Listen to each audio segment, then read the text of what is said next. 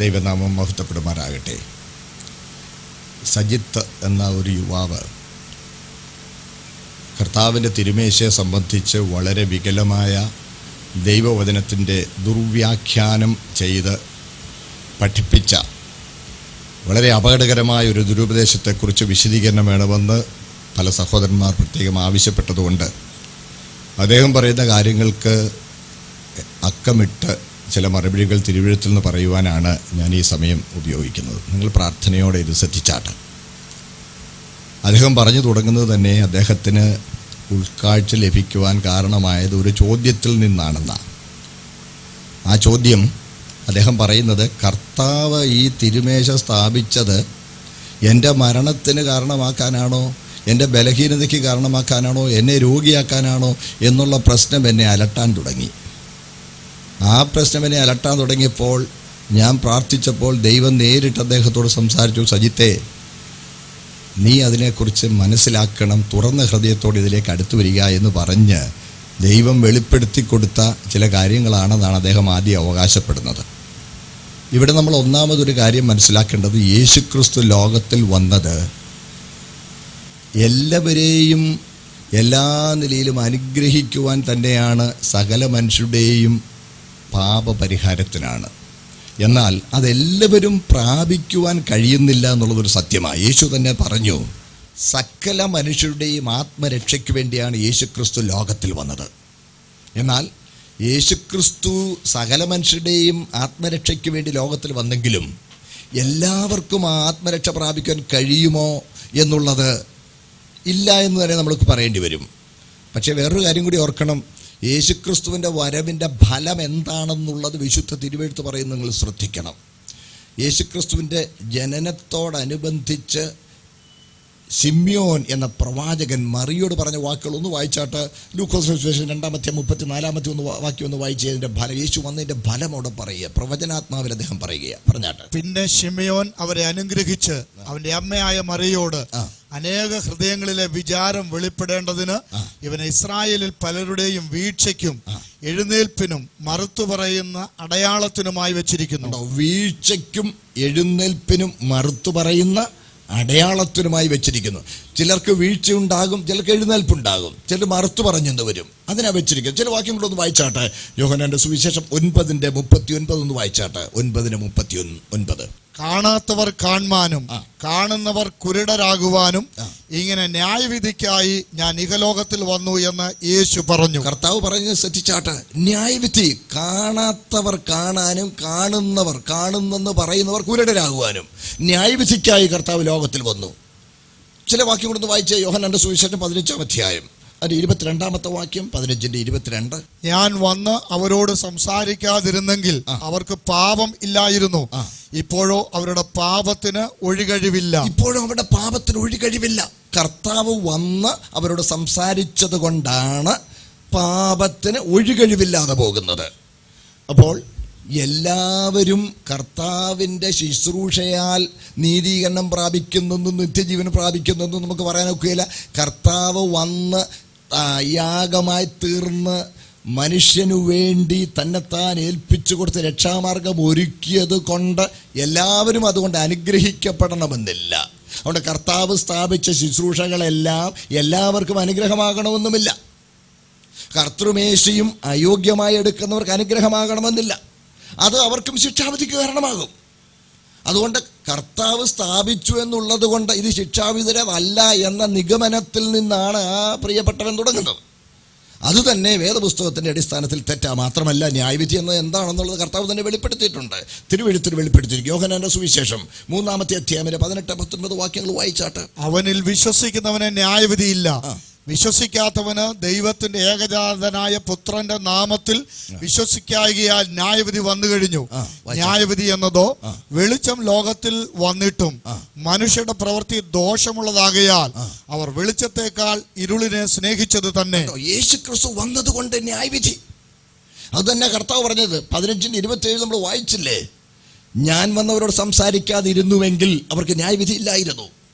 അതുകൊണ്ട് യേശുക്രിസ്തു വന്ന് ശുശ്രൂഷിക്കുകയും കർത്താവ് ഇവിടെ ശുശ്രൂഷകൾ സ്ഥാപിക്കുകയും ചെയ്തത് അനുസരിക്കാനും അംഗീകരിക്കാനും ദൈവവചനത്തിന്റെ വ്യവസ്ഥയ്ക്ക് വിധേയപ്പെടാനും മനസ്സില്ലാത്തവർക്ക് ന്യായവിധിക്ക് കാരണമാകുമെന്നുള്ളത് തിരുവെഴുത്ത് വ്യക്തമായി വെളിപ്പെടുത്തിയിരിക്കുന്നു. ആ കൂട്ടത്തിൽ യോഗ്യതയില്ലാതെ ദൈവവചനത്തിന്റെ പ്രമാണം ലംഘിച്ചുകൊണ്ട് കർത്തൃമേശയിൽ സംബന്ധിക്കുന്നവർക്ക് അത് ശാപകരമാണ്, അത് ദോഷമാണ്, അത് അവർക്ക് മരണത്തിന് തന്നെ കാരണമായെന്ന് വന്നേക്കും.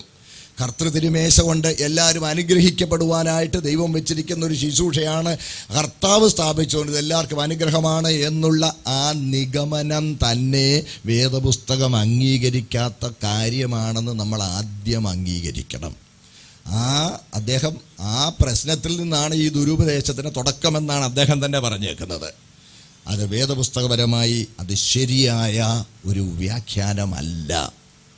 അതിൻ്റെ തുടക്കം തന്നെ വേദപുസ്തകം പറയുന്ന സത്യത്തിന് വിപരീതമാണെന്ന് വ്യക്തമായി എന്ന് ഞാൻ വിശ്വസിക്കുന്നു. സ്തോത്രം.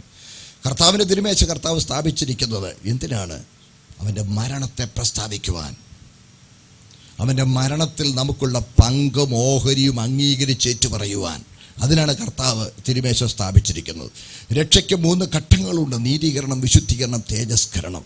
വിശുദ്ധീകരണം എന്ന് പറഞ്ഞാൽ പാപത്തിൻ്റെ ശക്തിയിൽ നിന്ന് അനുദിനവും വിടുതൽ പ്രാപിച്ച് കർത്താവിനായി വേർതിരിക്കപ്പെട്ടതായി ജീവിക്കുന്നതാണ് വിശുദ്ധീകരണം. വിശുദ്ധീകരണത്തിന് ദൈവം നിയമിച്ചിരിക്കുന്ന ഉപാധികൾ പലതുണ്ട്. കർത്താവിൻ്റെ തിരുവചനം, പ്രാർത്ഥന, ജീവിതത്തിൽ ദൈവം അനുവദിക്കുന്ന ബാലശിക്ഷകൾ, ക്രിസ്തീയ കഷ്ടതകൾ, അതുപോലെ കർത്തൃതിരുമേശയും വിശുദ്ധീകരണത്തിൽ ഒരു ദൈവവൈതലിനെ മുന്നോട്ട് നയിക്കാനായി ദൈവം നിയമിച്ചിരിക്കുന്നതാണ്. അത് യോഗ്യമായി പങ്കെടുക്കുന്നവർക്ക് വിശുദ്ധീകരണത്തിൽ മുന്നേറുവാൻ ദൈവം നിയമിച്ചിരിക്കുന്നതാണ്. അല്ലാതെ രോഗസൗഖ്യം വരുത്തുവാൻ ദൈവം നിയമിച്ചിരിക്കുന്ന ഒരു ഉപാധിയായി കർത്തൃതിരുമേശയെ നിങ്ങൾ ഒരിക്കലും കാണാൻ പാടില്ല. രോഗശാന്തി ശുശ്രൂഷ എന്താണെന്ന് തിരുവെഴുത്തിൽ പറഞ്ഞിട്ടുണ്ട്. യാക്കോബിൻ്റെ ലേഖനത്തിൽ അതിൻ്റെ 5-ാമത്തെ അധ്യായം 14 മുതൽ 16 വരെ വായിക്കുന്ന ഭാഗത്ത് ദൈവസഭയ്ക്കകത്ത് നടക്കുന്ന രോഗശാന്തി ശുശ്രൂഷ എന്താണെന്ന് വായിക്കുന്നുണ്ട്. ഒന്ന് വായിച്ചേക്കാമോ കർത്താവിൻ്റെ ദാസനെ?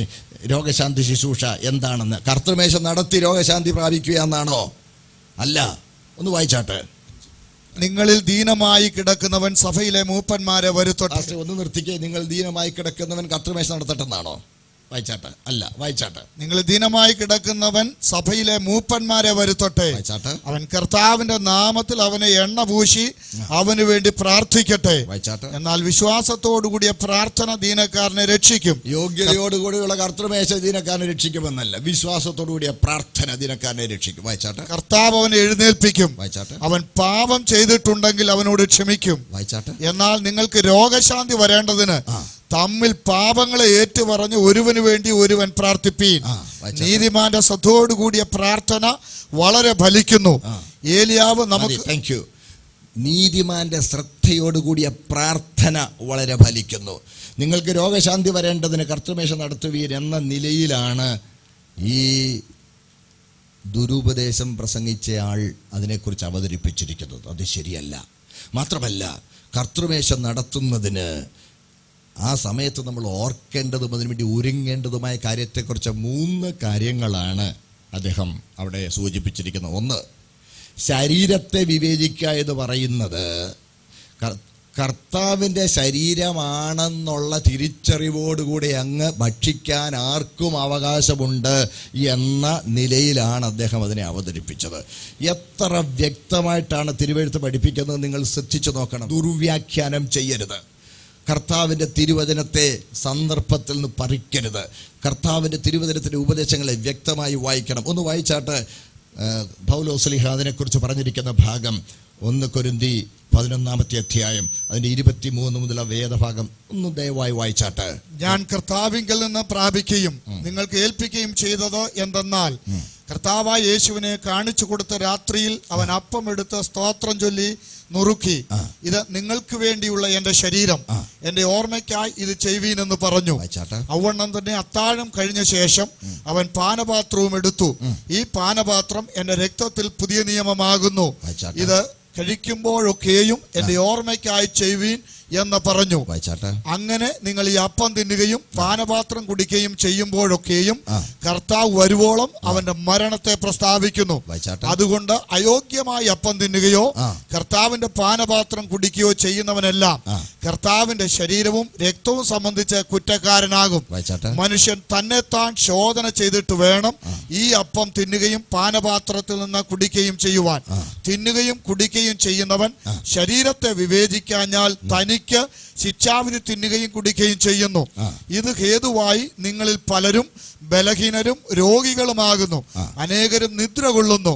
നാം നമ്മെ തന്നെ വിധിച്ചാൽ വിധിക്കപ്പെടുകയില്ല. വിധിക്കപ്പെടുന്നു എങ്കിലോ നാം ലോകത്തോടുകൂടെ ശിക്ഷാവിധിയിൽ അകപ്പെടാതിരിക്കേണ്ടതിന് കർത്താവ് നമ്മെ ബാലശിക്ഷ കഴിക്കുകയാകുന്നു. ശ്രദ്ധിച്ചാട്ടെ, എത്ര വ്യക്തമായിട്ടാണ് തന്നെത്താൻ ശോധന കഴിക്കണം എന്ന് പറഞ്ഞിരിക്കുന്നത്. അവിടെ പറഞ്ഞിരിക്കുന്ന ശരീരം, 3 അർത്ഥത്തിലാണ് ശരീരം എന്ന പദം ആ സന്ദർഭത്തിൽ കർത്താവിൻ്റെ വചനത്തിൽ കർത്തൃമേശയെ സംബന്ധിച്ചുള്ള ഉപദേശം കൊടുക്കുമ്പോൾ പറഞ്ഞിരിക്കുന്നത്. 1, അപ്പം ഒന്നാകൊണ്ട് പലരായ നാം ഒരു ശരീരമാകുന്നു. അതിന് മുകളിൽ എഴുതിയിട്ടുണ്ട്, അപ്പം ഒന്നാകൊണ്ട് പലരായ നാം ഒരു ശരീരമാകുന്നു. ദൈവസഭ എന്ന ക്രിസ്തുവിൻ്റെ മാർമിക ശരീരം, അത് 1-ാമത്തെ അർത്ഥം. 2, തന്നെത്താൻ ശോധന കഴിക്കണം എന്ന് പറഞ്ഞിരിക്കുന്നതുകൊണ്ട് അവനവൻ്റെ ശരീരത്തെ ശോധന കഴിക്കണം. 3-ാമത്തെ അർത്ഥം, ഇത് കർത്താവിൻ്റെ തിരുശരീരത്തിൻ്റെയും തിരുരക്തത്തിൻ്റെയും പ്രതീകമാണ് എന്ന ബോധ്യമുണ്ടാകണം. ഈ 3 നിലകളിൽ നാം ശോധന കഴിച്ച ശേഷം മാത്രമേ വളരെ ഗൗരവബോധത്തോടെ ഈ ശുശ്രൂഷയിൽ പങ്കെടുക്കുവാൻ പാടുള്ളൂ. 1-ാമത്, ഇത് കർത്താവിൻ്റെ ശരീരത്തിൻ്റെ പ്രതീകമാണെന്ന് നാം ഓർക്കണം. എന്നെ കേൾപ്പിച്ച ആ ദുരുപദേശത്തിൻ്റെ പ്രസ്താവനയിൽ, ആ വാക്കുകളിൽ കർത്താവിൻ്റെ ശരീരമാണെന്നും രക്തമാണെന്നുമാണ് അതിനെക്കുറിച്ച് പരാമർശിച്ചത്. കർത്താവിൻ്റെ ശരീരവും രക്തവുമല്ല, കർത്താവിൻ്റെ ശരീരത്തിൻ്റെയും രക്തത്തിൻ്റെയും പ്രതീകമാണ്. കർത്താവിൻ്റെ ശരീരം ഭക്ഷിക്കുന്നു, കർത്താവിൻ്റെ രക്തം പാനം ചെയ്യുന്നു എന്ന് പറയുമ്പോൾ പ്രിയമുള്ളവരെ, അതിൻ്റെ അർത്ഥം എന്താണ്? വസ്തുമാറ്റം അവിടെ നടക്കുന്നില്ല. വസ്തുമാറ്റം എന്ന് പറയുന്നത് പണ്ട് ക്രിസ്തീയ സഭയിലുണ്ടായ ദുരുപദേശത്തിലൊന്നായിരുന്നു വസ്തുമാറ്റം. ഒരിക്കലും കർത്തൃമേശയിൽ വസ്തുമാറ്റം നടക്കുന്നില്ല. കർത്താവ്, നിങ്ങൾ എന്നെ തിന്നുന്നവൻ എന്മൂലം ജീവിക്കും എന്നുള്ളതിൻ്റെ അർത്ഥം എന്താണ്?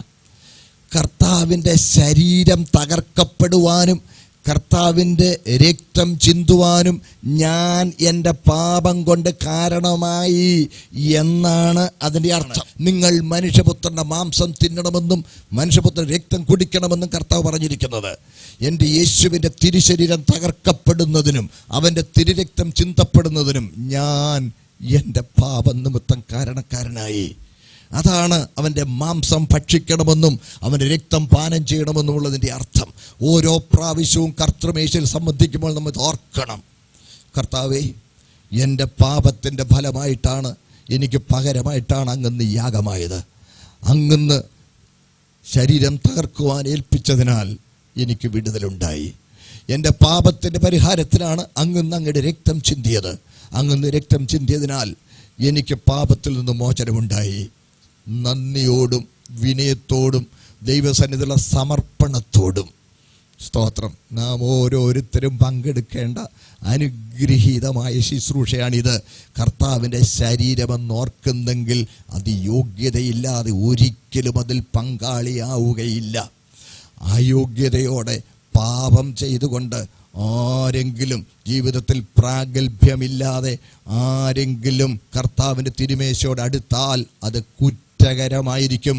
യേശുവിൻ്റെ ശരീരവും യേശുവിൻ്റെ രക്തവും സംബന്ധിച്ച് അവൻ കുറ്റക്കാരനാകെയായിരിക്കുമെന്നുള്ള മുന്നറിയിപ്പ് തിരുവെഴുത്ത് നമുക്ക് നൽകുന്നു. ഇതിനെതിരെ ദുർവ്യാഖ്യാനിക്കാൻ ദൈവമാരെയും അനുവദിച്ചിട്ടില്ല. തൻ ശരീരമാണെന്ന് ശോധന കഴിച്ചാൽ മതി എന്നാ ചില പറയുന്നത്. അതിന് POC ബൈബിളിൽ നിന്നൊക്കെ വായിച്ച് കേൾപ്പിച്ചത് ഞാൻ ശ്രദ്ധിക്കുകയുണ്ടായി. POC ബൈബിളിൽ നിന്ന് ഒരു ഭാഗം വായിച്ച് കേൾപ്പിച്ചു. പാസ്റ്റർ, ഒന്ന് വായിച്ച് കേൾപ്പിക്കാമോ POC ബൈബിൾ? എത്ര വ്യക്തമായിട്ടാണ് ആ സഹോദരങ്ങൾ ആ POC ബൈബിളിൽ തർജ്ജമ ചെയ്തിരിക്കുന്നത്. ഒന്ന് വായിച്ചാട്ടെ, അതിൻ്റെ 27ഉം 28ഉം താഴോട്ടുള്ള വാക്യം ഒന്ന് വായിച്ചാട്ടെ.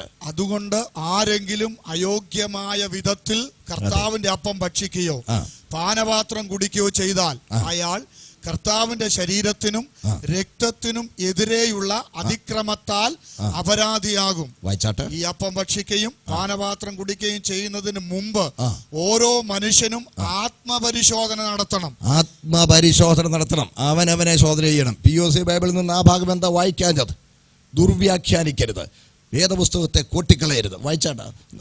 ആത്മപരിശോധന നടത്തണം. ഈ ശരീരത്തെ വിവേചിച്ചറിയാതെ ഭക്ഷിക്കുകയും കുടിക്കുകയും ചെയ്യുന്നവൻ തന്റെ മേലുള്ള ന്യായവിധിയാണ് ഭക്ഷിക്കുകയും കുടിക്കുകയും ചെയ്യുന്നത്. എന്റെ പ്രിയ സഹോദരങ്ങളെ, ആത്മശോധന കഴിക്കാതെ, യോഗ്യതയില്ലാതെ ഈ കർത്താവിന്റെ തിരുശരീരത്തിന്റെ പ്രതീകവും തിരുരക്തത്തിന്റെ പ്രതീകവുമായ ഈ അനുഗ്രഹീത ശുശ്രൂഷ നിങ്ങൾ പങ്കെടുത്ത് ന്യായവിധി വലിച്ചെടുക്കരുതേ, നിങ്ങളുടെ മേൽ ന്യായവിധി വരുത്തരുതേ എന്ന് ഞങ്ങൾ നിങ്ങളെ വളരെ സ്നേഹത്തോടെ ബുദ്ധി ഉപദേശിക്കുന്നു. മറന്നു പോകരുത്. എങ്ങനെ അയോഗ്യമായതിൽ ഭക്ഷിക്കുന്നതെന്നും പാനം ചെയ്യുമെന്നും പറയുന്നത്? ആ ചെയ്യുന്നവന്റെ യോഗ്യതയാണ് അയോഗ്യതയിൽ പ്രധാനം. നമ്മൾ ഒരു കാര്യം മറന്നു പോകരുത്. വേദപുസ്തകത്തിന്റെ ഉപദേശപ്രകാരം നമ്മൾ ഇത് ചെയ്യുന്നു എന്നതിനേക്കാൾ നമ്മൾ ആരായിരിക്കുന്നു എന്നുള്ളത് പ്രധാനമാണ്. നമ്മൾ ആരായിരിക്കുന്നു എന്നുള്ളതാണ് നമ്മൾ ചെയ്യുന്നതിനെ യോഗ്യതയുള്ളതാക്കുന്നത്. യഹോവ ഹാബേലിലും അവൻ്റെ വഴിപാടിലും പ്രസാദിച്ചു, കായീനിലും അവൻ്റെ വഴിപാടിലും പ്രസാദിച്ചില്ല. ആ വ്യക്തിയിൽ പ്രസാദിക്കാതെ അവൻ്റെ ഒരു ശുശ്രൂഷയിലും ദൈവം പ്രസാദിക്കുകയില്ല. ഹാബേലിൽ പ്രസാദിച്ചിട്ടേ അവൻ്റെ വഴിപാടിൽ പ്രസാദിക്കുകയുള്ളൂ. നമ്മളൊരു സ്തോത്രം പറഞ്ഞാൽ അത് സ്വീകാര്യമാകണമെങ്കിൽ ഹൃദയത്തിൽ നിന്ന് നന്ദിയോടെ പറയണം. ആ പറയുന്നവൻ്റെ അവസ്ഥയാണ് പ്രധാനം. അയോഗ്യമായി ഭക്ഷിക്കണമെന്ന് ആ രീതിയെ സൂചിപ്പിക്കുന്നു എന്നെടുത്താൽ പോലും അതിൽ സംബന്ധിക്കുന്ന വ്യക്തിയുടെ യോഗ്യത അതിൽ പ്രധാനമാണ്. നിങ്ങൾ മറന്നു പോകരുത്. POC ബൈബിളിൽ എത്ര വ്യക്തമായിട്ട് എഴുതിയിരിക്കുന്നത്, ആത്മശോധന കഴിച്ചിട്ട് മാത്രമേ ഇതിൽ പങ്കെടുക്കുവാൻ പാടുള്ളൂ. പരിഹാസ്യമായി കപ്പ ഒഴുങ്ങി തിന്നുന്ന പോലെയാണോ എന്നൊക്കെ, അങ്ങനെ അവർ തിന്നു എന്നൊക്കെ കയറി വ്യാഖ്യാനം പറഞ്ഞ എത്ര ദുഃഖകരമായ കാര്യങ്ങളാണ്. സഹോദരങ്ങളെ, ദൈവവചനത്തെ ബഹുമാനത്തോടെ മാത്രമേ കൈകാര്യം ചെയ്യാൻ പാടുള്ളൂ. കൊരിന്ത്യയിൽ അവർ അയോഗ്യമായതിൽ പങ്കെടുത്തു എന്ന് പറഞ്ഞാൽ അവർ യോഗ്യതയില്ലാതെ പങ്കെടുത്തു മാത്രമല്ല, ആദിമ നൂറ്റാണ്ടിൽ കർത്താവിൻ്റെ തിരുമേശ നടത്തിയിരുന്നതിൻ്റെ വിധം നമ്മൾ ഓർക്കണം. ആ വിധം ആദ്യം ഒരു ഫുൾ മീലായിട്ടാണ് അത് നടത്തിയിരുന്നത്. എല്ലാവരും ഒരുമിച്ച് കൂടി ഒരു കമ്മ്യൂണൽ മീൽ കഴിക്കും. ആ കമ്മ്യൂണൽ മീൽ കഴിച്ചേച്ച് അതിൻ്റെ ഒടുവിലാണ് അവർ കർത്താവിൻ്റെ മേശ നടത്തിയിരുന്നത്. ഒരപ്പം എടുത്ത് എല്ലാവരും കൂടി പങ്കിടുകയായിരുന്നു. അങ്ങനെയായിരുന്നു ആ കമ്മ്യൂണൽ മീലിൻ്റെ ഒടുവിലാണ് അവർ നടത്തിയിരുന്നത്. രണ്ടാമതൊരു ക്രമീകരണം ചെയ്തു. ഓരോരുത്തൻ അവനവൻ്റെ ഭക്ഷണം കൊണ്ടുവന്ന് കഴിക്കുക. കൊരിന്തിൽ അവിടെ അതാ സംഭവിച്ചത്. ഓരോരുത്തൻ അവനവൻ്റെ ഭക്ഷണം കൊണ്ടുവരിക. ഒരാൾ ധനാഢ്യനായ ഒരാൾ വളരെ സമൃദ്ധമായ സംച്വസ് മീൽ, ലഗ്ജൂറിയസ് മീൽ കൊണ്ടുവന്ന് വലിയ ആർഭാടമായി അദ്ദേഹം കഴിച്ച് വീഞ്ഞ് വെല്ലം കുടിച്ച് നല്ല ലഹരിച്ച് തിന്ന് മതിച്ച ഒരു സ്ഥിതി.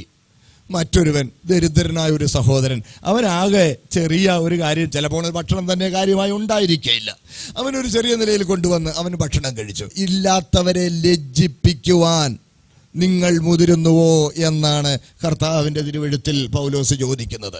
ഒരുവൻ ലഹരി പിടിച്ചും ഒരുവൻ വിശന്നും അങ്ങനെ കർത്തൃമേശയിലേക്ക് കടക്കരുത്.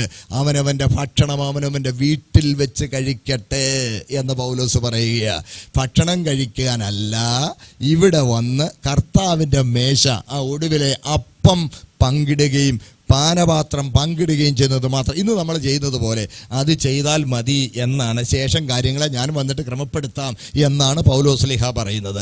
അതാണ് പൗലോസ്ലീഹ പറയുന്നതിൻ്റെ അർത്ഥം. അല്ലാതെ അയോഗ്യമായി പങ്കെടുക്കുന്നു പറയുന്ന തിന്നുന്ന രീതി മാത്രമല്ല, തിന്നുന്നവൻ്റെ യോഗ്യതയും വളരെ വളരെ പ്രധാനമാണ്. എൻ്റെ കർത്താവിൻ്റെ പരിശുദ്ധമായ തിരുശരീരത്തിൻ്റെ പ്രതീകമായ ഈ അപ്പത്തോടടുക്കുവാൻ എനിക്ക് യോഗ്യതയുണ്ടോ എന്ന് ഞാൻ പരിശോധിക്കണം.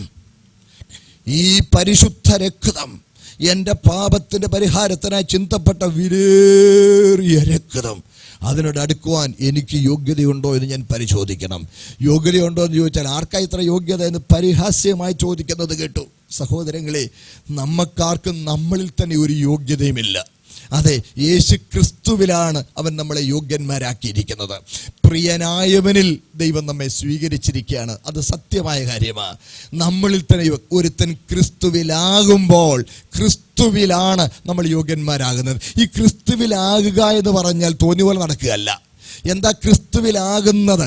ക്രിസ്തുവിലാകുക എന്ന് പറഞ്ഞാൽ പഴയതിന് മരിക്കണം, യേശുവിൻ്റെ മരണത്തോട് ഏകീഭവിക്കണം. അത് മനസ്സുകൊണ്ട് ഒരു സത്യം അംഗീകരിക്കുന്നത് മാത്രം പോരാ, ഹൃദയം കൊണ്ട് വിശ്വസിക്കണം, ആ മരണത്തിൽ പങ്കാളിയാകണം. അതാണ് സ്നാനത്തിൽ നാം മരണത്തിൽ പങ്കാളിയാകുകയാണ്.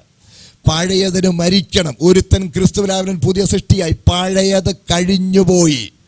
ഗലാത്യർ 2:20, ഞാൻ ക്രിസ്തുവിനോട് ക്രൂശിക്കപ്പെട്ടിരിക്കുന്നു, ഇനി ജീവിക്കുന്ന ഞാനല്ല, ക്രിസ്തു അത്രേ എന്നിൽ ജീവിക്കുന്നു. നോക്കണേ, പഴയതിനോട് യാത്ര പറയണം. റോമാലേഖനം 8:1 നിങ്ങൾ ഒന്നുകൂടി വായിക്കണം. അതുകൊണ്ട് ഇപ്പോൾ ക്രിസ്തുവിലുള്ളവർക്ക് ഒരു ശിക്ഷാവിധിയുമില്ല. ജീവന്റെയും ആത്മാവിന്റെയും പ്രമാണം നമുക്ക് പാപത്തിന്റെയും മരണത്തിന്റെയും പ്രമാണത്തിൽ ക്രിസ്തുവിൽ സ്വാതന്ത്ര്യം വരുത്തിയിരിക്കുന്നു. ജഡത്താലുള്ള ബലഹീന നിമിത്തം ന്യായപ്രമാണത്തിന് കഴിയാഞ്ഞതിനെ സാധിപ്പാൻ ദൈവം തന്റെ പുത്രനെ പാപജഡത്തിന്റെ സാദൃശ്യത്തിലും പാപനിമിത്തവും അയച്ച് പാപത്തിന് അവരെ ജഡത്തിന് ശിക്ഷ വിധിച്ചു. അടുത്ത ഭാഗം, ജഡത്തെ അല്ല ആത്മാവിനെ അനുസരിച്ച് ജീവിക്കുന്ന നമ്മിൽ ന്യായപ്രമാണത്തിന് നീതി നിവൃത്തിയാകേണ്ടതിന് തന്നെ. ജഡത്തെ അല്ല ആത്മാവിനെ അനുസരിച്ച് ജീവിക്കണം. അവർ മാത്രമേ ക്രിസ്തുവിലാകുകയുള്ളൂ. അയോഗ്യതയോടുകൂടി കർത്തൃമേശയിൽ സംബന്ധിക്കുന്നവൻ ജഡത്തെ അനുസരിച്ച് ജീവിക്കുന്നവനാണ്.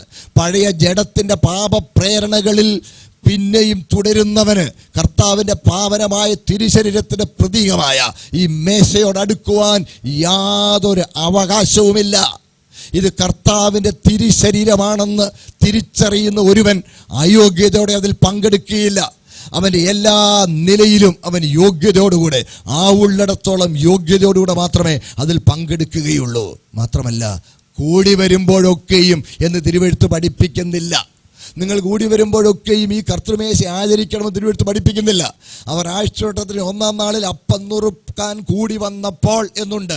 എന്ന് പറഞ്ഞാൽ എല്ലാ ആഴ്ചവട്ടത്തിന് 1-ാം നാളിലും അപ്പം നുറുക്കാൻ കൂടി വന്നു എന്ന് പോലും അതിനർത്ഥമില്ല. ഗ്രീക്കിൽ ഉപയോഗിച്ചിരിക്കുന്ന പദം വളരെ ശ്രദ്ധേയമാണ്. ആ ആഴ്ചവട്ടത്തിന് 1-ാം നാളിൽ അവർ അപ്പം നുറുക്കാൻ കൂടി വന്നു എന്ന് മാത്രമേ അതിനർത്ഥമുള്ളൂ. നിങ്ങൾ കൂടി വരുമ്പോഴൊക്കെയും ഇത് ചെയ്യുവീൻ എന്ന് തിരുവെഴുത്തിലില്ല. അങ്ങനെ തെറ്റിദ്ധരിക്കരുത്. മാത്രമല്ല, രോഗശാന്തി വരാനുള്ള ഒരു ഉപാധിയായി നിങ്ങൾ ഇതിനെ കാണരുത്. ഇത് വിശുദ്ധ ജീവിതത്തിനുള്ള ഉപാധിയാണ്. ഇത് ഹേതുവായി നിങ്ങളിൽ പലരും ബലഹീനരും രോഗികളുമാകുന്നു. കർത്താവിൻ്റെ മേശയോട് അടുക്കുന്ന ആരാണ് ഇത് കർത്താവിൻ്റെ തിരുശരീരത്തിൻ്റെ പ്രതീകമാണെന്നുള്ള തിരിച്ചറിവില്ലാതെ അടുക്കുന്ന സുബോധമില്ലാത്തവരല്ലേ ചെയ്യുള്ളൂ. കർത്താവിൻ്റെ മേശയാണെന്നുള്ള തിരിച്ചറിവില്ലാതെ ആരും കർത്താവിൻ്റെ മേശയോട് അടുക്കുമെന്ന് ഞാൻ ചിന്തിക്കുന്നില്ല, സുബോധമുള്ളവരാരും. അപ്പോൾ തന്നെത്താൻ ശോധന കഴിക്കണമെന്ന് പറഞ്ഞാലും ശരീരത്തെ വിവേചിക്കണമെന്ന് പറഞ്ഞാലും അവനവൻ്റെ ജീവിതത്തെ വിവേചിക്കണം. അവനവൻ്റെ ജീവിതം കർത്താവിൻ്റെ ശരീരത്തോട് അടുക്കുവാൻ യോഗ്യമാണോ എന്നുള്ളത് പരിശോധിക്കണം. ആർക്കാ ഇത്ര യോഗ്യത എന്ന് ചോദിച്ച് പരിഹസിച്ച് തള്ളരുത്. നിനക്ക് യോഗ്യത പ്രാപിക്കുവാൻ നീ അറിയാതെ ഒരു തെറ്റിൽ അകപ്പെട്ടു പോയെങ്കിൽ കാര്യസ്ഥൻ നമുക്ക് വേണ്ടി ജീവിക്കുന്നു. പിതാവിൻ്റെ വലഭാഗെ പക്ഷപാതം കഴിക്കുന്ന നമ്മുടെ വാഴ്ത്തപ്പെട്ട കർത്താവിനോട് നീ നിന്റെ പാപം, നിന്റെ തെറ്റ്, നിന്റെ ബലഹീനത, നിന്റെ ജീവിതത്തിലുണ്ടായ ബലഹീനത നീ ഏറ്റുപറഞ്ഞ് നീ അത് ഉപേക്ഷിച്ച് നീ ദൈവസന്നിധിയിൽ ക്രമീകരണം പ്രാപിച്ചാൽ, നിങ്ങളുടെ പാപങ്ങളെ ഏറ്റുപറയുന്നുവെങ്കിൽ അവൻ നിങ്ങളുടെ പാപങ്ങളെ ക്ഷമിച്ച് നിങ്ങളെ ശുദ്ധീകരിക്കുവാൻ തക്കോണം വിശുദ്ധനും നീതിമാനുമാകുന്നുവെന്ന് വിശുദ്ധ തിരുവെഴുത്ത് വ്യക്തമാക്കിയിരിക്കുക. സ്തോത്രം. അതുകൊണ്ട് യോഗ്യത പ്രാപിക്കുവാൻ കണ്ണുനീരോടെ അനുതാപത്തോടെ ശുദ്ധീകരണത്തിനായി കർത്താവിന്റെ സന്നിധിയിലേക്ക് മടങ്ങിച്ചെന്ന് നീ നിലവിളിച്ച് നീ വിശുദ്ധീകരണം പ്രാപിച്ചിട്ട് മാത്രമേ കർത്താവിന്റെ മേശയോട് അടുക്കുവാൻ പാടുള്ളൂ. സ്തോത്രം. മറക്കരുത്. മാത്രമല്ല, അപ്പോസ്തലന്മാർ സ്നാനപ്പെട്ടായിരുന്നോ എന്ന് ചോദിക്കുന്നു. അപ്പോസ്തലന്മാർ സ്നാനപ്പെട്ടാണോ എന്ന് ചോദിച്ചാൽ അന്ന് സ്നാനത്തിന് ഉപദേശം കൊടുത്തിരുന്നില്ല എന്നുള്ളത് സത്യമാണ്. സ്നാനത്തിന് ഉപദേശം കൊടുത്തില്ലാഞ്ഞപ്പോൾ സ്നാനപ്പെട്ടില്ല എന്ന് പറഞ്ഞ് സ്നാനത്തിന്റെ ഉപദേശം ഇന്ന് വ്യക്തമാക്കി തന്നിരിക്കെ അതിൽ പങ്കെടുക്കാതെ നിനക്കിതിൽ പങ്കെടുക്കാൻ എങ്ങനെ കഴിയും? സ്നാനത്തിന് ഉപദേശം ഒന്നും കൊടുത്തിരുന്നില്ല എന്നുള്ളത് കൊണ്ട് തന്നെ അവർക്ക് അതിൽ നിന്ന് ഒഴിവുള്ളവരാകുവാൻ അത് ന്യായമായ കാര്യമാണ്. ഇന്ന് സ്നാനത്തിന് ഉപദേശമുണ്ട്.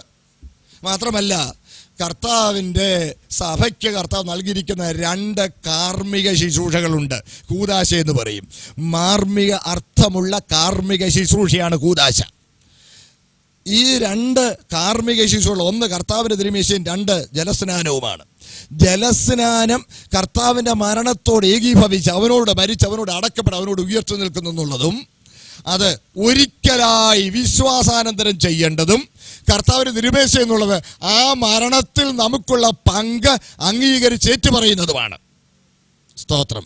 കർത്താവിൻ്റെ മരണത്തിൽ നമുക്കുള്ള പങ്ക് അംഗീകരിച്ചേറ്റ് പറയുന്ന സ്നാനത്തിനും കർത്തൃമേശയ്ക്കും തമ്മിലുള്ള ഏക വ്യത്യാസം എന്താണെന്ന് ചോദിച്ചാൽ, സ്നാനം കർത്താവിൻ്റെ മരണത്തോടും അടക്കത്തോടും ഉയിർപ്പിനോടും ഏകീഭവിക്കുവാനുള്ളതും കർത്തൃതിരുമേശ അവൻ്റെ മരണത്തെ പ്രസ്താവിക്കുന്നതുമാണ്. അതുകൊണ്ടാണ് ഉയിർത്തെഴുന്നേൽക്കുന്നതിന് മുമ്പ് കർത്താവിൻ്റെ തിരുമേശ സ്ഥാപിച്ചത്. അവൻ്റെ മരണത്തിൽ പങ്കാളിയാകുന്നു. അവൻ്റെ ശരീരം തകർക്കുവാനും അവൻ രക്തം ചിന്തുവാനും ഞാൻ കാരണക്കാരനാണ് എന്നുള്ളത് അംഗീകരിച്ചേറ്റ് പറയുന്ന ശുശ്രൂഷ ആയതുകൊണ്ടാണ് കർത്താവ് ക്രൂശീകരിക്കപ്പെടുന്നതിന് മുമ്പേ ആ ശുശ്രൂഷ സ്ഥാപിച്ചത്. മാത്രമല്ല, കർത്താവ് ജഡത്തിൽ ജീവിച്ചിരിക്കുമ്പോൾ ആ ശുശ്രൂഷ സ്ഥാപിക്കുവാൻ ആവശ്യമുണ്ടായിരുന്നു. സ്തോത്രം. അതുകൊണ്ടാണ് കർത്താവ് ആ ശുശ്രൂഷ ജഡത്തിൽ ജീവിച്ചിരിക്കുമ്പോൾ അന്ത്യ അത്താഴത്തിൻ്റെ ഒടുവിലായി മിശിഹായ്ക്കുള്ളതെന്ന് പറഞ്ഞ് മാറ്റിവെക്കുന്ന അപ്പം എടുത്തുകൊണ്ട് ആ ശുശ്രൂഷ സ്ഥാപിച്ചത്. മാത്രമല്ല, നമ്മളിവിടെ വായിക്കുമ്പോൾ, തിരുവെഴുത്തിലെ വിശദീകരണങ്ങൾ വായിക്കുമ്പോൾ, ഇസ്കരിയോത്ത യൂദായും അപ്പക്കണ്ണം ചാറ്റിൽ മുക്കിയത് വാങ്ങിച്ചിറങ്ങിപ്പോയി കഴിഞ്ഞ് 11 പേരോടുകൂടെയാണ് കർത്താവ് കർത്തൃമേശ സ്ഥാപിച്ചത്. പെസഹായുടെ ഭാഗമാണ് അപ്പക്കണ്ണം ചാറിൽ മുക്കി ഭക്ഷിക്കുന്നത്. അത്താഴം കഴിഞ്ഞ ശേഷമാണ് പാനപാത്രം എടുത്തത്.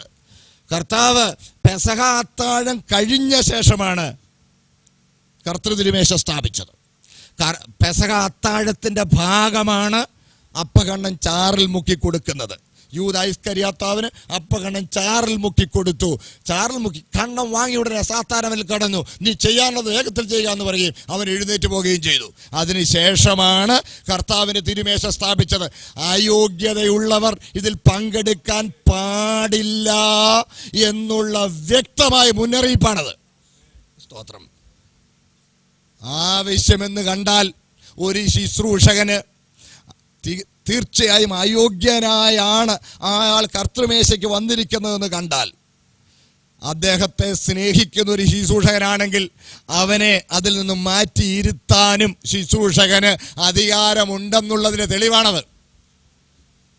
സ്തോത്രം. ചില പറയാറുണ്ടെങ്കിൽ എടുത്താൽ പോരെ, കൊടുക്കുവല്ലോ. അല്ല, നടത്തുന്നവനും അതിന് ഉത്തരവാദിത്വമുണ്ട്. ഉപദേശം വ്യക്തമാക്കിയ ശേഷം മാത്രമേ നടത്തുവാൻ പാടുള്ളൂ. നമുക്കറിയാം, പെസഹ കർത്തൃതിരുമേശയ്ക്ക് നിഴലാണ്. നമ്മുടെ വാഴ്ത്തപ്പെട്ട കർത്താവ് സാക്ഷാൽ പെസഹ കുഞ്ഞാടാണ്. യേശുക്രിസ്തുവിന്റെ കാൽവരി ബലിക്ക് നിഴലാണ് പെസഹ കുഞ്ഞാടിൻ്റെ മരണമെന്നുള്ളത്. നാം ദൈവവചനം പരിശോധിക്കുമ്പോൾ യെഹിസ്കിയ രാജാവിൻ്റെ കാലത്ത് യോഗ്യതയില്ലാതെ പെസഹ സംബന്ധിച്ചവർ രോഗിയായി എന്നുള്ളത് പ്രത്യേകം നമ്മൾ വായിക്കും. ഒന്ന് വായിച്ചേക്കാമോ പാസ്റ്ററെ? തിരുവൃത്താന്തങ്ങളുടെ 2-ാം പുസ്തകം 30-ാം അധ്യായം ആദ്യം 18-ാമത്തെ വാക്യം ഒന്ന് വായിച്ചാട്ടെ. വലിയൊരു ജനസമൂഹം എഫ്രൈമിൽ നിന്നും മനശ്ശയിൽ നിന്നും ഇസഹാക്കാരിൽ നിന്നും സെബുലൂനിൽ നിന്നുമുള്ള അനേകർ തങ്ങളെ തന്നെ ശുദ്ധീകരിക്കാതെ എഴുതിയിരിക്കുന്ന വിധി വിട്ട് മറ്റൊരു പ്രകാരത്തിൽ പെസഹ തിന്നു. വായിച്ചാട്ടെ. എന്നാൽ യെഹിസ്കിയാവ് അവനു വേണ്ടി പ്രാർത്ഥിച്ചു. വിശുദ്ധ മന്ദിരത്തിന് ആവശ്യമായ വിശുദ്ധീകരണം പോലെ വിശുദ്ധനായില്ലെങ്കിലും ദൈവത്തെ തന്റെ പിതാക്കന്മാരുടെ ദൈവമായ യഹോവയെ തന്നെ അന്വേഷിപ്പാൻ മനസ്സ് വയ്ക്കുന്ന എല്ലാവരോടും ദയാലുവായ യഹോവേ ക്ഷമിക്കണമേ എന്ന് പറഞ്ഞു. യഹോവ യെഹിസ്കിയാവിന്റെ പ്രാർത്ഥന കേട്ടു, ജനത്തെ സൗഖ്യമാക്കി. യോഗ്യതയില്ലാതെ ഇതിന്റെ നിഴലായ പെസഹായിൽ പങ്കെടുത്തപ്പോൾ ദൈവം അവരുടെ മേൽ രോഗമയക്കുകയും പക്ഷവാതം കഴിച്ച ഹിസ്കിയ രാജാവിന്റെ മുഖമാദരിച്ച ദൈവം അറിയാതെ ചെയ്തതാണ്, ആത്മാർത്ഥമായിട്ടാണ്, കർത്താവെ കരുണ കാണിക്കണേ എന്ന് പറഞ്ഞപ്പോൾ ദൈവം അവരെ സൗഖ്യമാക്കി എന്ന് നമ്മൾ തിരുവെഴുത്തിൽ വായിക്കുന്നു. ഒരു കാരണവശാലും അയോഗ്യമായി ഇതിനോട് അടുക്കുവാൻ പാടില്ല, അയോഗ്യതയോടെ അടുക്കുവാൻ പാടില്ല. അയോഗ്യരായി എന്നാണോ അയോഗ്യമായി എന്നാണോ എന്ന് പറഞ്ഞ് അയോഗ്യരായവർക്കും പങ്കെടുക്കാം എന്ന നിലയിൽ അതിനകത്ത് പറയുന്നത് ഞാൻ കേട്ടു. ആ ദുരുപദേശ പ്രസംഗത്തിൽ പറയുന്നത് ഞാൻ കേട്ടു. സഹോദരങ്ങളെ, അയോഗ്യമായി എന്ന് പറയുന്നതിൽ പങ്കെടുക്കുന്നവന്റെ യോഗ്യതയും ഉൾക്കൊള്ളിക്കപ്പെട്ടിരിക്കുന്നു. അതുകൊണ്ട് അയോഗ്യരായി എന്ന് പറഞ്ഞാൽ വ്യക്തിയെ മാത്രമേ സൂചിപ്പിക്കുകയുള്ളൂ, അതിന്റെ വിധം അതിൽ പരിഗണിക്കപ്പെടുകയില്ല. അതുകൊണ്ടാണ് അയോഗ്യമായി എന്ന് പറയുന്നത്. അയോഗ്യമായി എന്ന് പറഞ്ഞിരിക്കുന്നതിൽ അതിന്റെ വിധവും അതിൽ പങ്കെടുക്കുന്നവന്റെ വ്യക്തിയുടെ അവസ്ഥയും ഒരുപോലെ പരിശുദ്ധാത്മാവ് മുന്നറിയിച്ചിരിക്കുകയാണ്. അതുകൊണ്ട് അയോഗ്യമായി എന്ന് പറയുന്നതിൽ വിധവും വ്യക്തിയുടെ യോഗ്യതയുമുണ്ട് എന്നുള്ളത് മറക്കരുത്. നമ്മൾ ആരാണെന്നുള്ളത് ദൈവത്തിന് പ്രധാനമാണ്. എന്ത് ചെയ്യുന്നു എന്നുള്ളത് അത്ര കണ്ട് പ്രധാനമല്ലെന്ന് വേണേൽ പറയാം. എന്ന് പറഞ്ഞാൽ പ്രവർത്തിക്കുന്ന പ്രധാനമല്ലെന്നതിനർത്ഥമില്ല. പക്ഷേ നമ്മൾ ആരായിരിക്കുന്നു എന്നുള്ളതാണ് ദൈവത്തിനേറെ പ്രധാനമെന്ന് മറന്നു പോകരുത്. സ്തോത്രം. മാത്രമല്ല, തന്നെത്താൻ ശോധന കഴിക്കണമെന്ന് പറയുന്നതിൽ അവനവനെ ആത്മശോധന എന്നാണ് POC ബൈബിളിൽ പറയുന്നത്. അവനവനെ ശോധന കഴിക്കണം. അവനവൻ ഇത് കർത്താവിൻ്റെ ശരീരമാണെന്ന് ബോധത്തോടെ അങ്ങ് ഭക്ഷിക്കുക എന്ന് മാത്രം പറഞ്ഞാൽ പോരാ. അവനവൻ യോഗ്യതയുണ്ടോ എന്ന് അവനവനെ ശോധന കഴിക്കണം. അവനവൻ്റെ ജീവിതത്തെക്കുറിച്ച് അവനവനാണ് അറിയാവുന്നത്. നമ്മൾ ഒരു കോൺവേഴ്സ് തിയറി ഉണ്ടാക്കുക. എന്താ കോൺവേഴ്സ് തിയറി? അയോഗ്യമായി ഭക്ഷിച്ചാൽ രോഗമുണ്ടാകുമെങ്കിൽ യോഗ്യമായി ഭക്ഷിച്ചാൽ സൗഖ്യമുണ്ടാകുമെന്ന് നമ്മളൊരു കോൺവേഴ്സ് തിയറി ഉണ്ടാക്കുക. വേദപുസ്തകം അങ്ങനെ പഠിപ്പിക്കുന്നില്ല. അങ്ങനെയാണെങ്കിൽ രോഗശാന്തിക്ക് വേണ്ടി കർത്തമേശ നടത്തിയാൽ പോരായിരുന്നോ? അവൻ്റെ അടിപ്പിണരുകളാൽ നമുക്ക് സൗഖ്യം വന്നിരിക്കുന്നു പറയുമ്പോൾ പത്രോസ് പറയുകയാണ്, 1 പത്രോസ് 2:24 വാക്യം വായിക്കുമ്പോൾ, നാം പാപം സംബന്ധിച്ച് മരിച്ച് നീതിക്ക് ജീവിക്കണം. എന്നിട്ട് ശരീരത്തിൽ നമ്മുടെ പാപങ്ങളെ ചുമന്നിട്ട് ക്രൂശിന്മേൽ കയറി. അവൻ്റെ അടിപ്പിണരുകളാൽ നമുക്ക് സൗഖ്യം വന്നിരിക്കുന്നു. അടിപ്പിണരുകളാൽ സൗഖ്യം വന്നിരിക്കുന്നു പറയുന്നതിൽ ഉപയോഗിച്ചിരിക്കുന്ന പദം പൂർണ്ണ വിടുതൽ, പൂർണ്ണ സുഖം വന്നിരിക്കുന്നു എന്ന. അത് തേജസ്കരണമാണ്. തേജസ്കരണത്തിൽ ശരീരത്തിൻ്റെ വീണ്ടെടുപ്പാണ്. ശരീരത്തിൻ്റെ വീണ്ടെടുപ്പിലാണ് നമുക്ക് പൂർണ്ണ സുഖമുണ്ടാകുന്നത്. അടിപ്പിണരുകൾ നമുക്ക് സൗഖ്യം വന്നിരിക്കുന്നു പറയുമ്പോൾ അടിപ്പിണരിൻ്റെ ഫലമായി, അതായത് കാൽവറിയിലെ യാഗത്തിൻ്റെ ഫലമായി, ആദമിനെ ദൈവം സൃഷ്ടിക്കുമ്പോൾ അവൻ്റെ ശരീരം എത്ര തികവും തേജസ്സും പൂർണ്ണതയുമുള്ളതായിരുന്നോ അതിനേക്കാൾ പൂർണ്ണതയുള്ള ക്രിസ്തുവിൻ്റെ ശരീരത്തിൻ്റെ സമാനമായ ഒരു ശരീരാവസ്ഥയിലേക്ക് നമ്മൾ ഉയർത്തപ്പെടുമെന്നാണ് അതിൻ്റെ അർത്ഥം. കാൽവറി ക്രൂശിൻ്റെ സാധ്യത രോഗം മാറുന്നതിൽ ഒതുക്കരുത്. ഇന്ന് നമ്മൾ അനുഭവിക്കുന്ന രോഗസൗഖ്യം പരിശുദ്ധാത്മാവിൻ്റെ കൃപാവരമായിട്ടാണ് നമ്മൾ അനുഭവിക്കുന്നത്. പരിശുദ്ധാത്മാവിൻ്റെ കൃപാവരമാണ് രോഗശാന്തി. രോഗശാന്തി ശുശ്രൂഷ. കർത്താവിൻ്റെ കാൽവറി ബലിയുടെ ഫലം എന്ന് പറയുന്നത് ശരീരത്തിൻ്റെ പൂർണ്ണമായ സുഖമാണ്. അതാണ് തേജസ്കരണം. അതാണ് റോമാലേഖനം 8:29 വാക്യത്തിൽ നമ്മൾ വായിക്കുന്നു, അവൻ വിളിച്ചവരെ നീതീകരിച്ചും നീതീകരിച്ചവരെ തേജസ്കരിച്ചുമിരിക്കുന്നു. തത്വത്തിൽ നമ്മൾ തേജസ്കരിക്കപ്പെട്ടിരിക്കുക. തത്വത്തിൽ അടിപ്പിണരാലുള്ള പൂർണ്ണ സുഖം നാം ശരീരത്തിൽ പ്രാപിച്ചിരിക്കുക. നമ്മുടെ ശരീരത്തിന് വീണ്ടെടുപ്പിൽ നാം പ്രാപിക്കുവാനുള്ള തേജസ്കരണം തത്വത്തിൽ നമ്മുടെ പേരിൽ കണക്കിട്ട് കഴിഞ്ഞിരിക്കുക. സ്തോത്രം. ഇതാണ് the tension between the already but not yet എന്നുണ്ട്. നമ്മൾ ഓൾറെഡി പ്രാപിച്ചു കഴിഞ്ഞു, നമ്മളിനി പ്രാപിക്കാൻ പോകുന്നു. ഇതാണ് the tension between the already but not yet. നമ്മൾ നേടിക്കഴിഞ്ഞു, നമ്മളിനി പ്രാപിക്കാതിരിക്കുന്നുള്ളൂ. ഇതുപോലെയാണ് നമ്മൾ ഉയർത്തെഴുന്നേൽപ്പിച്ച് സ്വർഗത്തിലിരുത്തിയിരിക്കുന്നു. തത്വത്തിൽ നമ്മൾ സ്വർഗത്തിലാണ്, പക്ഷേ നമ്മൾ ഇന്ന് ഭൂമിയിലാണ്. അതുപോലെ തേജസ്കരിച്ചിരിക്കുന്നു, തേജസ്കരിക്കപ്പെട്ടിരിക്കുക തത്വത്തിൽ, പക്ഷെ നമ്മൾ അങ്ങ് ചെല്ലുമ്പോഴാണ് ശരീരത്തിൽ വീണ്ടും തേജസ്കരണം പ്രാപിക്കുന്നത്. അതാണ് അടിപ്പിണരാലുള്ള സൗഖ്യം എന്ന് പറയുന്നത്. പൂർണ്ണ തേജസ്കരണം, പൂർണ്ണ വിടുതല. അല്ല കർത്തൃമേശ എടുക്കുന്നതിലൂടെ രോഗശാന്തി കിട്ടുമെന്ന് നിങ്ങളൊരു കോൺവേഴ്സ് തിയറി കൊണ്ടുവരരുത്. അത് വേദപുസ്തകപരമായി ശരിയല്ല. കറക്റ്റ് തിയോളജിയാ. ഇത് തിയോളജിക്കലി ബിബ്ലിക്കലി ഒക്കെ ശരിയാണെന്ന് പറഞ്ഞു പോയി തിയോളജി പഠിച്ചു വെച്ചു പോവാ. ഏത് തിയോളജി? ആരാന്നാ ഈ ഇദ്ദേഹത്തെ പഠിപ്പിച്ചത്? തിയോളജി എന്ന് പറഞ്ഞാൽ എൻ്റെ പൊന്നു സഹോദര, വേദപുസ്തകം പഠിക്ക്, വേദപുസ്തകത്തെ വേദപുസ്തകമായി വ്യാഖ്യാനിക്ക്. ഒരിക്കലും ദുർവ്യാഖ്യാനിക്കരുത്. യോഗ്യതയില്ലാതെ കർത്തൃമേശയോട് അടുത്താൽ നിങ്ങൾ ശിക്ഷാവധി തിന്നുകയും കുടിക്കുകയും ചെയ്യുന്നതാണ് തിരുവെഴുത്ത് പറയുന്നത്. മുന്നറിയിപ്പായി പത്രോസ്ലീഹ നമ്മോട് പറഞ്ഞിട്ടുണ്ട്. പത്രോസ്ലീഹയുടെ 2-ാമത്തെ ലേഖനം 3-ാമത്തെ അധ്യായം. പാസ്റ്റ് ഒരു വാക്യം ഒന്ന് വായിച്ചേക്കാമോ? പത്രോസ്ലീഹയുടെ 2-ാമത്തെ ലേഖനം 3-ാം അധ്യായം അതിന്റെ 15-ാമത്തെ വാക്യവും 16-ാമത്തെ വാക്യവും വേഗം ഒന്ന് വായിച്ചേക്കാമോ? അങ്ങനെ തന്നെ നമ്മുടെ പ്രിയ സഹോദരനായ പൗലോസും തനിക്ക് ലഭിച്ച ജ്ഞാനത്തിന് തക്കവണ്ണം നിങ്ങൾക്കും ഇതിനെക്കുറിച്ച് സംസാരിക്കുന്ന സകല ലേഖനങ്ങളിലും എഴുതിയിട്ടുണ്ടല്ലോ. അവയിൽ ഗ്രഹിപ്പാൻ പ്രയാസമുള്ളത് ചിലതുണ്ട്. അറിവില്ലാത്തവരും അസ്ഥിരന്മാരുമായവർ ശേഷം തിരുവെഴുത്തുകളെ പോലെ അതും തങ്ങളുടെ നാശത്തിനായി കോട്ടിക്കളയുന്നു. ശേഷം തിരുവെഴുത്തുകളെ പോലെ തങ്ങളുടെ നാശത്തിനായി പൗലോസ്ലീഹ എഴുതിയ ദൈവത്തിന്റെ തിരുവചനത്തിന്റെ സത്യങ്ങളെ കോട്ടിക്കളഞ്ഞാൽ നിങ്ങൾ നശിച്ചു പോകും. നിങ്ങൾ ശിക്ഷാവിധിയിലകപ്പെടും, കൃപയിൽ നിന്ന് വീണുപോകും. യോഗ്യതയോടുകൂടെ ജീവിക്കണം. യോഗ്യതയോടെ കർത്താവിന്റെ തിരുമേശയിൽ പങ്കെടുക്കുക. വീട്ടിൽ അപ്പനും അമ്മയും എല്ലാം കൂടി ഇതങ്ങ് നടത്തിക്കോ, വീട്ടിൽ നടക്കട്ടെ.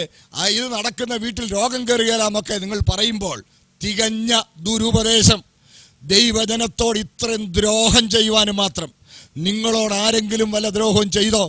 ദൈവസഭയെ നശിപ്പിക്കരുത്, ദൈവവചനത്തെ ദുർവ്യാഖ്യാനിക്കരുത്, ദൈവജനത്തെ അശുദ്ധിയിലേക്ക് തള്ളിവിടരുത്. ദൈവത്തിൻ്റെ വചനത്തിനനുസരിച്ച് നിർമ്മലമായ ജീവിതം നയിച്ച് നിത്യജീവന് വേണ്ടി ഒരുങ്ങിക്കൊള്ളുക. വേഗം വരുന്ന കർത്താവിന് എതിരേൽപ്പാൻ ഒരുങ്ങുക. ദൈവം നമ്മെ അനുഗ്രഹിക്കട്ടെ.